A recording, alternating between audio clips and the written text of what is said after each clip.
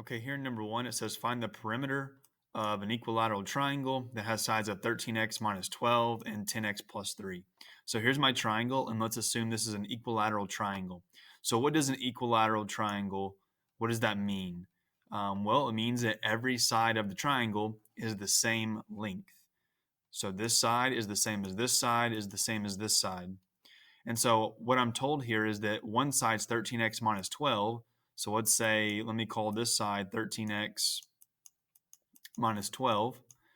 And I am told that another side is 10x plus 3. So let's call this side 10x plus 3. Now, using my knowledge of an equilateral triangle, I know that this side is the same as this side, and that side is the same as this side. So basically, every side is the same as each other. So what I can do here is I can set this side equal to this side because they are the same length since this is an equilateral triangle. Now, keep in mind here, I'm finding the perimeter, but to find the perimeter, which of course is the distance all the way around the triangle, I first need to find x, because once I know x, then I can plug x in to these expressions and figure out how far it is all the way around the triangle. So let me first solve for x. So set up your equation. You got 13x minus 12 because that's this side right here, and this side is the same as this side over here. So I'm going to set them equal to because they are the same. 10x plus 3. So there's my equation. I have it set up. Now I'm going to follow the 5 steps to solve an equation. The E on every reminds me to eliminate parentheses. I don't see any parentheses, so I don't do that step. The C on cowboy reminds me to combine like terms. I look left. On the left side of the equal sign, I have a 13x and a minus 12. Those are not like terms. I cannot combine them. After I look left, then I look right. I have a 10x and a plus 3. Those cannot be combined. So I can't do step 2 either. Step 3, the G on gets reminds me to get the variable on one side of the equal sign. Right now, as you can see, there's an x on the left side of the equal sign and an x on the right side of the equal sign. So I'm going to pick one side and get it there. I'm going to pick the left side. So let's subtract 10x from both sides so that these 10x's cancel. I draw my diagonal through them because they are gone. 10x minus 10x is 0. On the left side, 13x minus 10x is 3x. I bring this minus 12 straight down. Bring my equal sign straight down. On the right side, all I have is 3. So I got my variable on one side. As you can see, it's on the left side. The n on nervous, this is step 4. The n on nervous reminds me to get the numbers on the other side. So I got to move this minus 12 that is currently on the same side as the variable. I have to move this over here. I do that by undoing the subtraction by using addition. So I show my steps here. I add 12 to both sides so that these 12s cancel, and I'm left with 3x on the left side. And on the right side, 3 plus 12 is 15. Okay, this brings me to my 5th and final step. The S on sometimes reminds me to solve. I need to solve for x. So 3x means 3 times x, and I know I undo multiplication by division, and so I divide both sides by 3, since 3 is the coefficient of x, or the number in front of x. And so I get x is equal to 15 divided by 3, which is 5. Now, did I answer the question? Am I asked to solve for x? No. I am asked to find the perimeter. Now, I need to find x to find the perimeter, but what do I do with x now? I take x and I plug it in right there, or I could plug it in to this expression. Okay, now when I plug x in, I would expect this side to be the same as this side, and that side to be the same as this side. Again, why? Because this is an equilateral triangle. Okay, so let's plug x in to the expression 10x plus 3. It doesn't matter which expression you plug it into because, like we just said, every side will be the same. So I'm going to pick this expression, 10x plus 3, and I'm going to take this x and put it right there. Of course, I know 10 times x is, or 10x means 10 times x. So this is 10 times 5.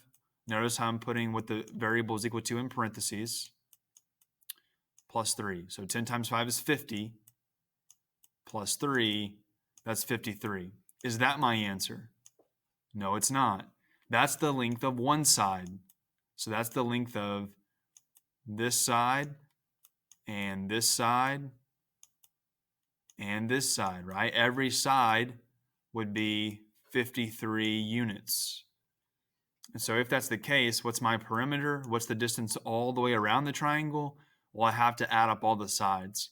53 plus 53 plus 53. And what would I get? I should get 159. So perimeter is 159. And we're just going to say units because we were not given a length. So 159 units is the perimeter.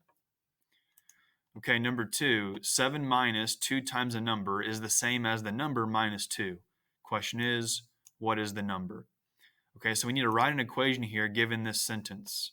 So I have 7 minus 2 times a number. Let's just call our number x. It's some unknown number.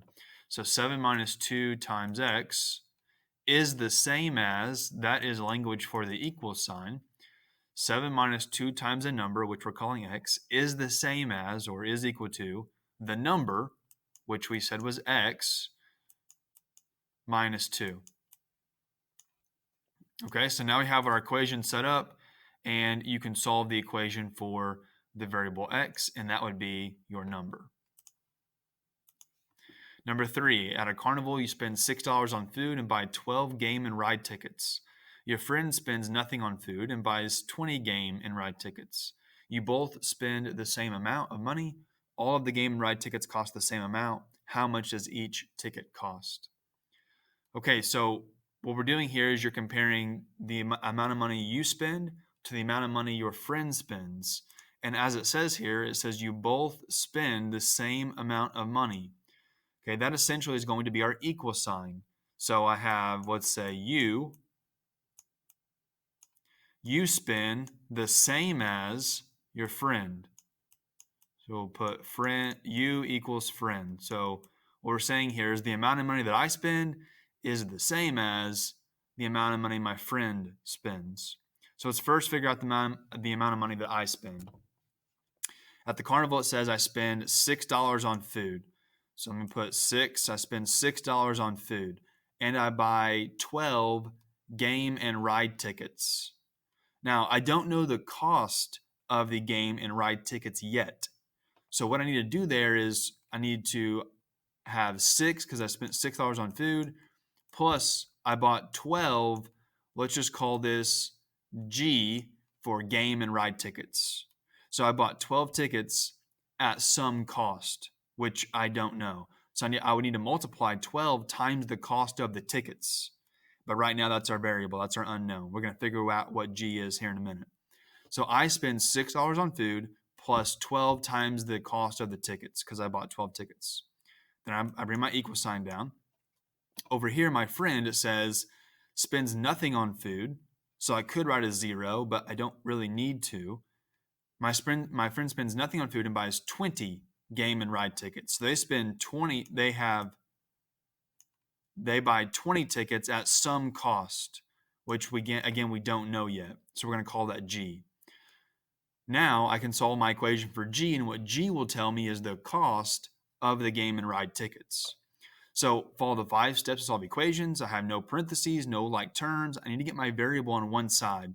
Now, I have a G on the right side and a G on the left side. Let me move this G to the right side. That way my variable will be on the right and my numbers will be on the left. So I'm going to subtract 12G from both sides. Those G's will be gone. And so 6 equals 20G minus 12G is 8G. Okay, then I solve for G by dividing both sides by 8. Okay, so G is going to be equal to 6/8, which simplifies to 3/4, right? Because the top and the bottom are both divisible by 2. Now remember here, we're talking about cost, money, right? What's the cost of the ticket? Well, G, which is our game and ride tickets, is equal to 3/4. But in terms of money, what is that in terms of money? 3/4. Well, if I had 4/4, that would be like $1. So what would 3/4 of a dollar be?